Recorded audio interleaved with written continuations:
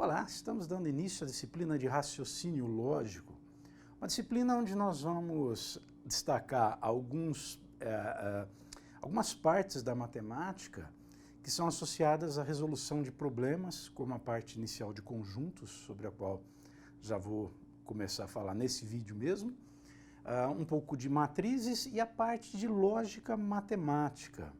Então nós temos aí bastante assuntos para poder, vários assuntos para podermos falar nesses vídeos. E começando pela parte de conjuntos, um dos assuntos mais elementares da matemática.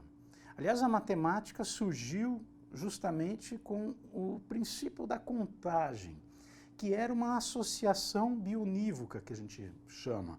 Uma associação de um conjunto, por exemplo, de pedras que os pastores de ovelha utilizavam para contar suas ovelhas. Então, um conjunto de ovelhas. Cada elemento desse conjunto de pedras era associado a um elemento desse conjunto de ovelhas que eles tinham, que eles colocavam para pastar e tinham que depois verificar se não perderam nenhuma, né, se alguma ficou para trás. Então havia esse tipo de associação.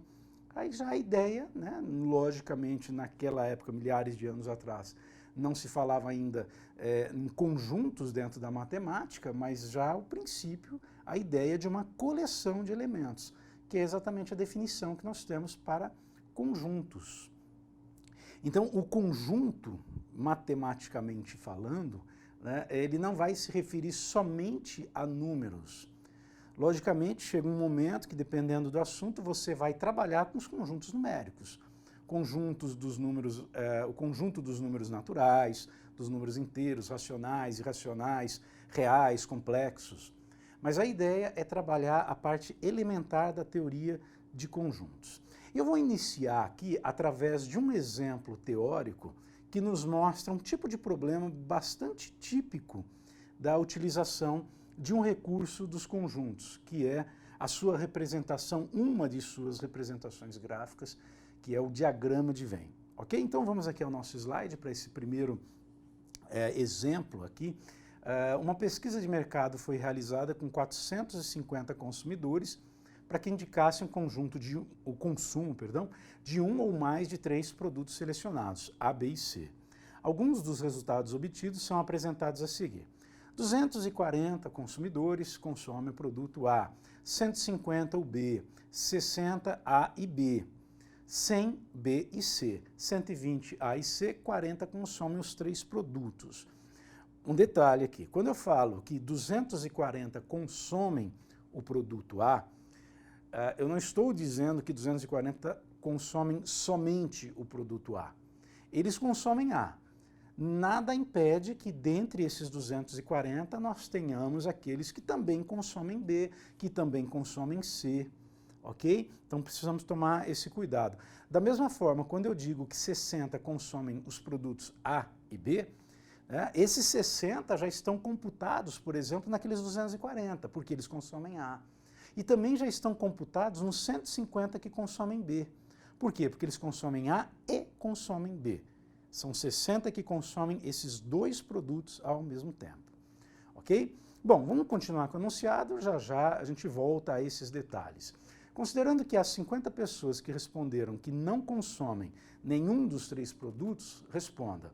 Quantas consomem somente o produto C? Quantas consomem pelo menos 2 dos produtos? E quantas consomem o produto A e o B, mas não consomem o produto C? Bom, são várias informações, são 3 perguntas. Como responder? Eu vou mostrar aqui, óbvio que não é um único caminho, mas é um caminho que se utiliza de um recurso matemático simples e que nos permite organizar de uma maneira muito interessante as informações que o problema nos passa e nos permite a resolução de uma maneira simples também. E aí depois nós chegamos às respostas A, B e C também com uma certa facilidade, né? Primeiro, eu estou colocando aqui um retângulo que a gente costuma utilizar para indicar o nosso universo. Nós veremos mais adiante a definição desse conjunto universo. Já posso adiantar que é o conjunto que contém todos os elementos envolvidos no problema. Nesse nosso universo, há 450 pessoas, há 450 consumidores, que são os participantes da pesquisa. Perfeito? Bom, aqui eu vou colocar um diagrama, esse é o diagrama de Venn, né? Essa oval aí, pode ser a forma que você quiser, indicando o meu conjunto A. Então, dentro deste diagrama estão todos aqueles que responderam que consomem o produto A. Eu não vou colocar, logicamente, aqui quem são os elementos, mas quantos são. Tem também o diagrama do B, né? E tem também o diagrama do C. Eles estão entrelaçados aí. Por quê? Porque há aqueles que consomem A e B, que consomem B e C, que consomem A e C. Há também aqueles que consomem os três produtos. E perceba que você tem aí regiões para todas essas situações. Você tem, por exemplo, na mescla ali, no que a gente chama de intersecção entre A e B, que é aquela região esverdeada misturada com azulado aí, né? E também aquela região que pertence aos três, tá? Ali estão os que consomem A e B. Perfeito? Vamos então lançar as informações que nós temos. Bom, são 50 que responderam que não consomem nenhum dos três produtos. Então eles estão no universo, eles estão nesse retângulo, mas não estão dentro de nenhum dos diagramas. Como que nós vamos iniciar colocando aí as informações? Posso iniciar pelos 240 que consomem A? Bom, é difícil, por quê? Perceba que o diagrama A está subdividido em 4 regiões. Uma exclusiva do A, é aquela que permaneceu azul, né? E as outras 3 em que há intersecção com outros conjuntos, com B, com C e com B e C ao mesmo tempo. Então fica difícil saber como esses 240 se distribuem aí. Mesma coisa quando a gente diz que 60 consomem A e B, tá? Perceba que a região referente a A e B ao mesmo tempo, ela está subdividida em 2 regiões, ou ela está dividida em 2 regiões, né? Também não dá para saber como esses 60 estarão distribuídos. Mas aquela última informação de que 40 consomem A, B e C, consomem os 3 produtos, essa não nos deixa nenhuma dúvida. Então eu parto desses 40. A partir daí as coisas ficam mais fáceis. Por exemplo, quando eu digo que 60 consomem A e B, né, eu coloco 20 naquela região exclusiva de A e B, mais os 40 da região de ABC, eu tenho 60 que o problema informa. Da mesma maneira, eu tenho 60 nessa região exclusiva de B e C, por quê? O problema diz que 100 consomem B e C. Os 40 que já estão na intersecção tripla, mais os 60. E os 80 da região exclusiva A e C, com os 40 que dão os 120 que consomem A e C. Bom, lembra que os 200 são 240 que consomem A? Se eu somar o que já está no diagrama de A, 20 com 40 com 80, eu tenho 140. Portanto, eu tenho 100 da região exclusiva do A.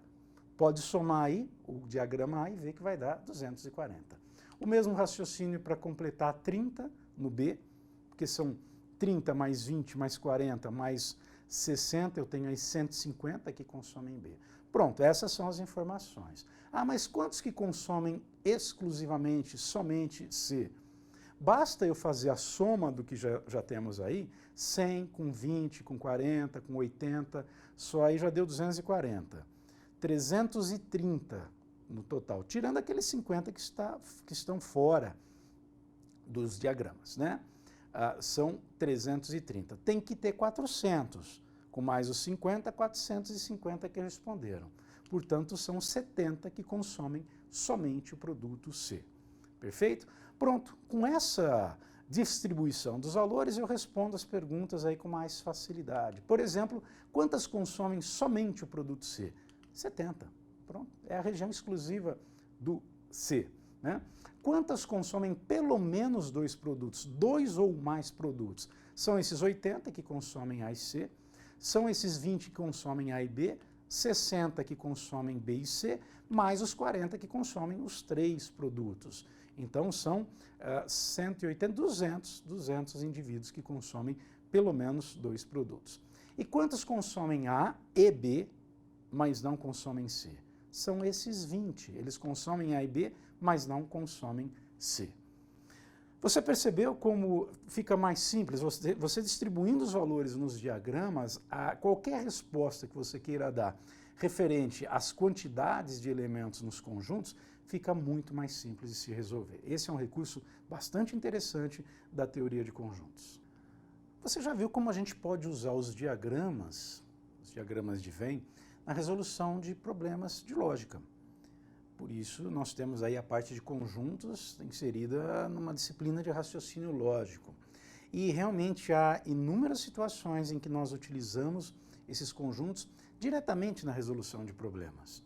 Também há a parte da teoria de conjuntos que nós utilizamos inseridos em outros ramos da matemática, em outros assuntos, como, por exemplo, nas relações, nas funções matemáticas, e em outras partes que você necessita exatamente da ideia de conjuntos. Portanto, é importante nós definirmos alguns pontos, né? Nós trazemos aqui algumas definições referentes a conjuntos e a própria nomenclatura, a própria simbologia, com os símbolos que nós utilizamos na linguagem dos conjuntos, que é uma das dificuldades de muitas pessoas.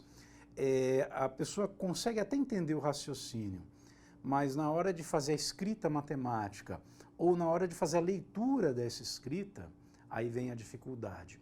Porque não é uma linguagem como a nossa língua corrente, né, o português, que você já nasce ali com contato com essa língua, vai aprendendo mesmo quando criança, mesmo antes de entrar na escola já tem ali uma noção e depois aprende a escrever, já sabe falar. A linguagem matemática tem muito disso também. Nós temos uma certa dificuldade porque ela não faz parte do nosso dia a dia, diferente da língua portuguesa, né? Então, quando você olha ali uma escrita matemática, é como mais ou menos como alguém bater o olho num texto em inglês para se nunca estudou inglês, né? É uma língua diferente daquela usual. Por isso é importante que a gente estabeleça aqui que a gente conheça alguns símbolos, né, a parte simbólica da matemática referente a conjuntos. Perfeito? Então vamos para algumas definições, para as relações de pertinência, relações de continência, mas o que é isso? Vamos ver agora. Então vamos para o nosso primeiro slide. A definição de conjunto, um conceito primitivo, é uma coleção de elementos. Tá? Então, de elementos. Nós temos, dentro de um conjunto, elementos, ok? Então, o elemento pode pertencer ou não ao conjunto. Como que a gente vai escrever isso? Daqui a pouco eu mostro. Tá? A representação do conjunto geralmente se dá por letras maiúsculas do nosso alfabeto.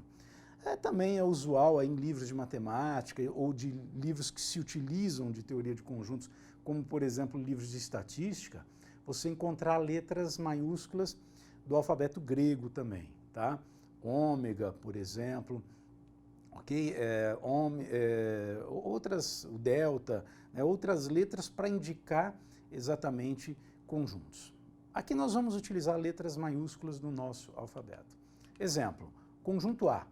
Eu posso definir a propriedade, eu posso definir, na verdade, o conjunto através da propriedade em comum dos seus elementos. Então, o conjunto é uma coleção de elementos que tem pelo menos uma propriedade em comum, tá? Por exemplo, o conjunto das disciplinas obrigatórias de um curso de graduação. Você vai ter lá o conjunto dessas disciplinas obrigatórias daquele curso especificamente. Então, para pertencer a esse conjunto, tem que ser uma disciplina obrigatória daquele curso em questão, né?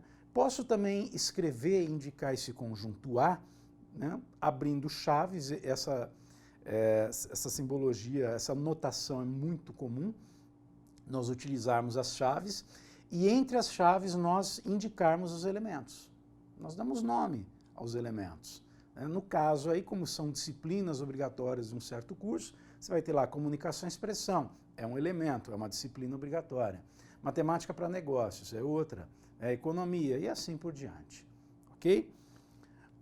Nós podemos também indicar os conjuntos pelas propriedades na forma matemática, a gente já vai ver isso também, né? Ela pode ser essa indicação através da enumeração dos seus elementos, como o exemplo que eu acabei de mostrar, em que eu enumero, olha, comunicação e expressão, é um dos elementos. Matemática para negócios é outro. Economia. Eu estou enumerando, eu estou indicando cada um dos seus elementos. Isso é muito comum, por exemplo, para indicar o conjunto dos números naturais, aquele conjunto de números ligados à contagem. É o 0, o 1, o 2, o 3, o 4, o 5. Ah, mas é um conjunto infinito. Como que eu represento, enumero infinitos elementos? Eu posso parar no 5 e colocar reticências. Já deu para perceber como cada elemento ali é obtido. A partir de um eu obtenho o outro. Como? Somando 1, né? Do 0 parte para o 1. 1 mais 1, 2. 2 mais 1, 3 e assim por diante. Então já deu para perceber, né, o critério de formação do conjunto. Tá? Ou, quando ele é finito, você pode colocar ali todos os seus elementos. Ok? Pode ser pela definição de uma propriedade que seja comum a todos eles. Olha, para pertencer a esse conjunto, qual é a propriedade que nós temos? Exemplo. Olha aí um conjunto de números naturais, mas não é o conjunto de todos os números naturais. Conjunto A, formado pelo 0, 1, 2, 3 e 4. Ok? Eu posso também indicar esse mesmo conjunto A da seguinte forma. X pertence a N, esse duplo N aí, né? Ele é, a forma de nós indicarmos o conjunto dos números naturais. Conjunto formado pelo 0, 1, 2, 3, 4, 5 e segue assim infinitamente. Tal que, ou todo conjunto, né, de números x pertencentes a n, tais que x tem que ser menor que 5. Poderia ter colocado ali menor ou igual a 4, também daria na mesma. Ok? Então, quais são os naturais menores que 5? Aí eu vou lá pela propriedade e verifico se cada um dos números naturais pertence ou não a esse conjunto. Ok? Então, eu posso tanto enumerar os elementos, quando é um conjunto finito, e às vezes ele é finito, né, mas pode não ser enumerável também. Tá? Você pode indicar aí a propriedade, e é o que a gente costuma fazer muitas vezes na matemática. Porque nem sempre a gente vai trabalhar com conjuntos aí com uma quantidade tão pequena de elementos como nesse exemplo.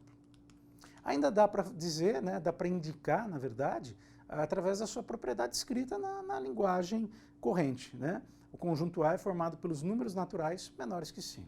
Pronto. 3 maneiras de nós indicarmos o mesmo conjunto.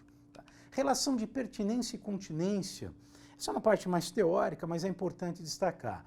Vamos considerar esses 3 conjuntos A, B e C. Né? O conjunto A é formado pelos elementos. Elemento, quando são letras, geralmente nós utilizamos letras minúsculas. Perfeito? Tá? Então, o Azinho, B, C, D, E, o conjunto B formado pelas letras C, D, E, e o conjunto C formado pelas letras D, E, F. Quando eu tenho uma relação entre um elemento e o conjunto, eu digo que esse elemento pertence ou não pertence a um conjunto. É uma relação de pertinência.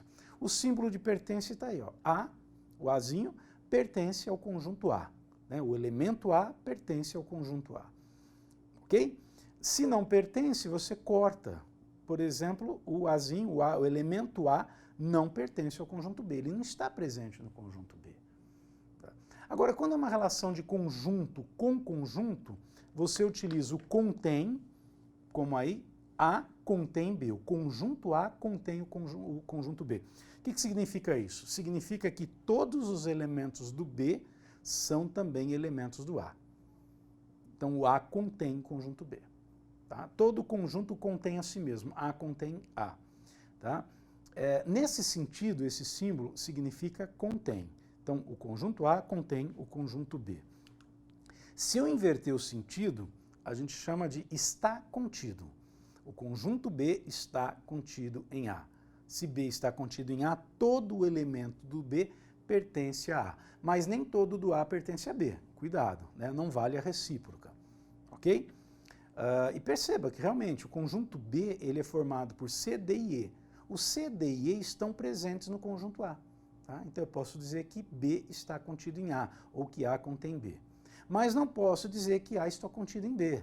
Tá? Por quê? Porque o conjunto A, por exemplo, tem os elementos A e B que não pertencem a B, ao conjunto B. Tá? C não está contido em A. Por que C não está contido em A? Tá? Porque tem o F ali no conjunto C que não pertence a A. Ok? A contém C, contém não contém, né? A não contém C.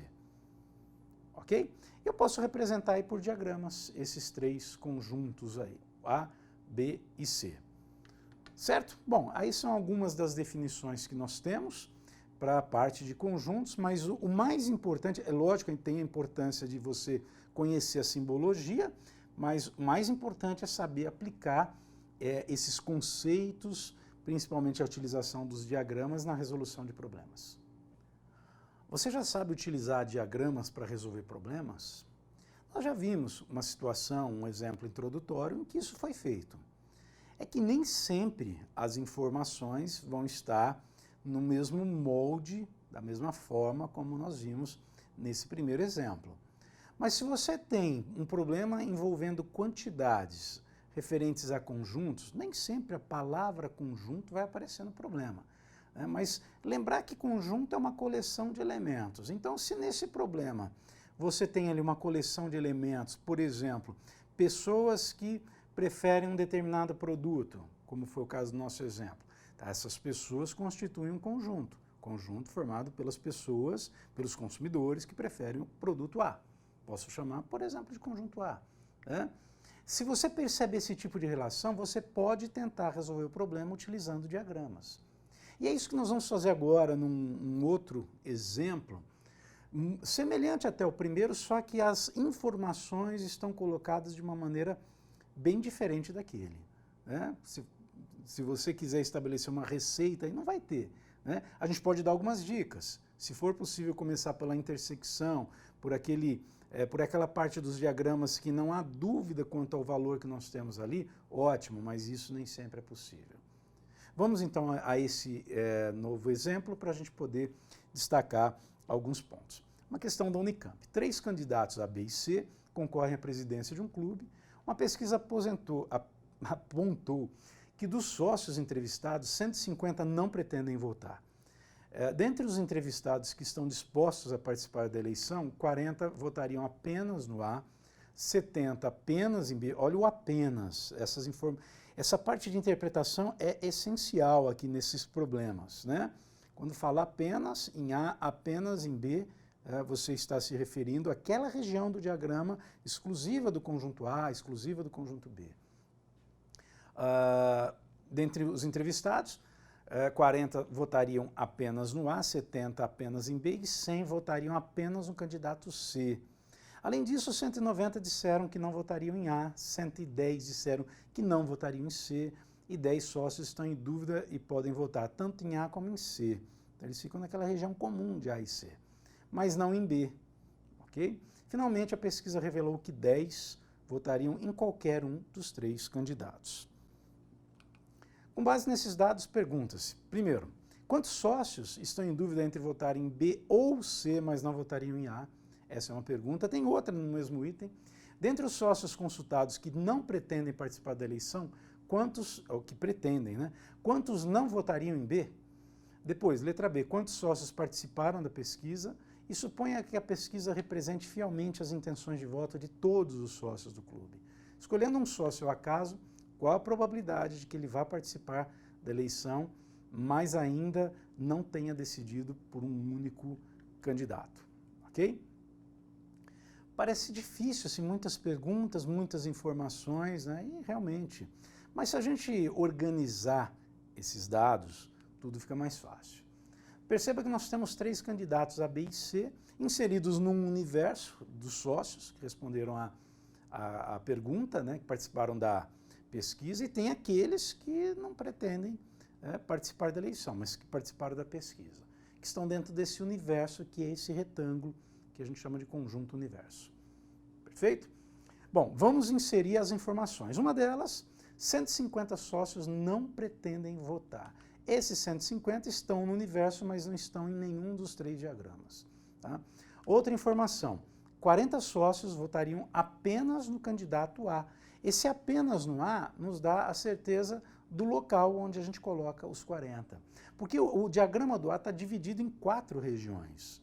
Se eu digo que 40 votariam em A, eu não saberia, pelo menos até aqui, como distribuir esses 40 nessas 4 regiões. Não é 10 em cada, não dá para saber. Agora, quando eu falo que 40 votariam apenas no A, aí é a região exclusiva do A. exatamente onde o 40 foi colocado. Perfeito? Da mesma forma aí, né, 70 votariam apenas no B, não há dúvida. 70 na região exclusiva do B. E 100 votariam apenas no C. Olha aí como foi possível colocar todas essas informações até o momento. Outra informação, 10 votariam em qualquer um dos três, A, B ou C. Né? Pode votar no A, ou no B ou no C. São 190 que não votariam no A.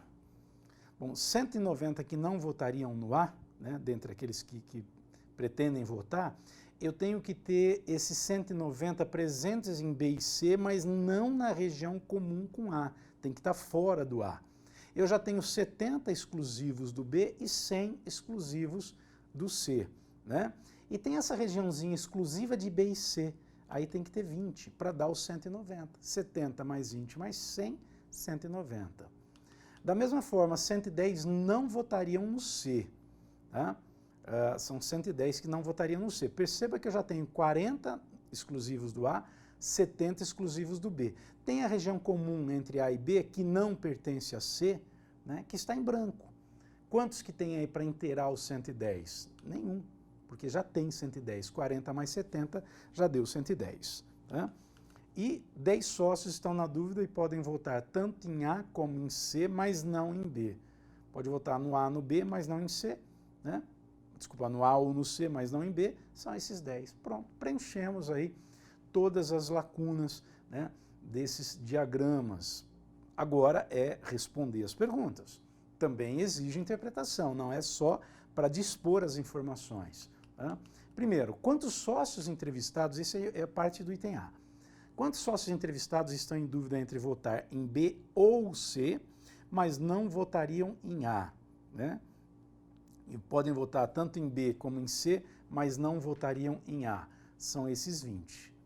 Por quê? Por que não entram os 70 e os 100 aí? Porque os 100 já sabem que votariam apenas no C. Os 70 apenas no B. Ok? Agora, esses 20 podem votar tanto tanto em B como em C, mas não votariam em A.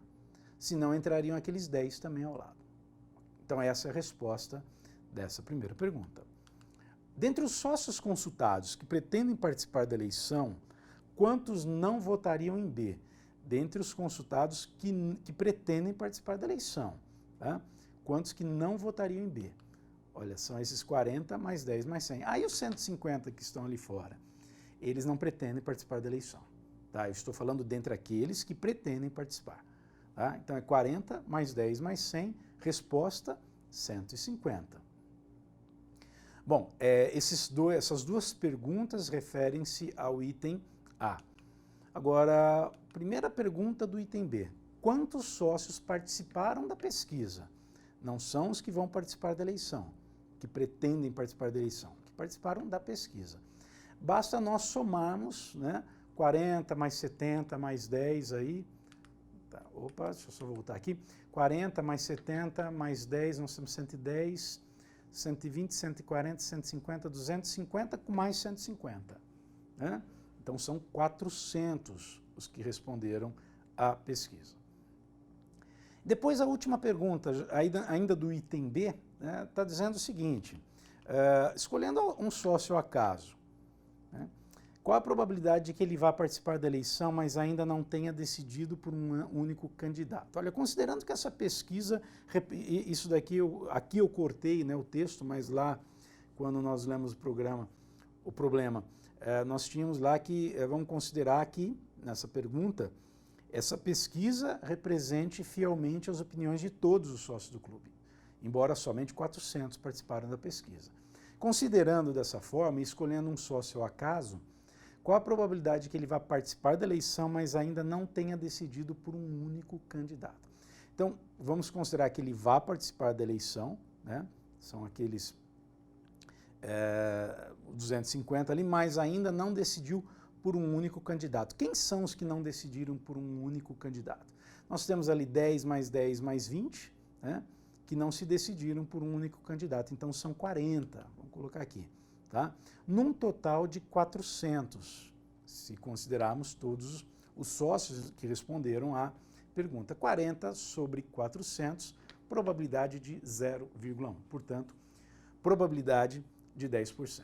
Ok? Daí, mais um problema que, embora nós tenhamos muitas informações, vários tipos de informações, várias perguntas, inclusive, todas elas nós conseguimos, todas as informações organizamos em diagrama e, com base nesses diagramas, respondemos a todas as perguntas. Essa é uma ferramenta muito interessante na resolução de problemas, o diagrama de Venn.